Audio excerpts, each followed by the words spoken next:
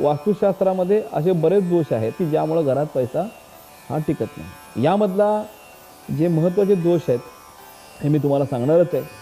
यातला पहिला आणि महत्त्वाचा दोष हा फ्लॅट धारकांसाठी मी सांगू इच्छितो, तो म्हणजे घरातला एंट्रन्स जो आहे तो जर चुकीचा असेल तर तुम्हाला 100% त्याचा रिझल्ट हा बघायला निगेटिव्ह मिळतो। ईशान्य बाजूला असलेला एंट्रन्स म्हणजे पूर्व ईशान्य आहे, उत्तर ईशान्य आहे, त्याबरोबर पश्चिम वायव्य आहे, पूर्व आणि उत्तर हे एंट्रन्स चांगले आहे।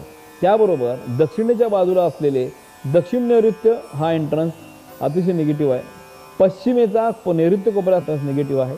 पूर्वेला जरी असेल तर आग्नेय कोपऱ्यात जो एंट्रन्स आहे तो पण निगेटिव्ह आहे। म्हणजे आपण जे असं विचार करतो की माझं घर कसं आहे तर पूर्व पश्चिम आहे, मग पूर्व पश्चिम असल्याने 100% मला चांगला रिझल्ट मिळणार असं ते म्हणतो, ते अजिबात बरोबर नाही। पूर्वेकडे ईशान्येला एंट्रन्स आहे का आग्नेयला एंट्रन्स हे महत्त्वाचं आहे। टॉयलेट बाथरूम जे आहे घरात आतल्या बाजूला असतं ते जर चुकीच्या पोझिशनला असेल तरी जर तुम्हाला त्यामुळे वास्तुदोष तयार होतो।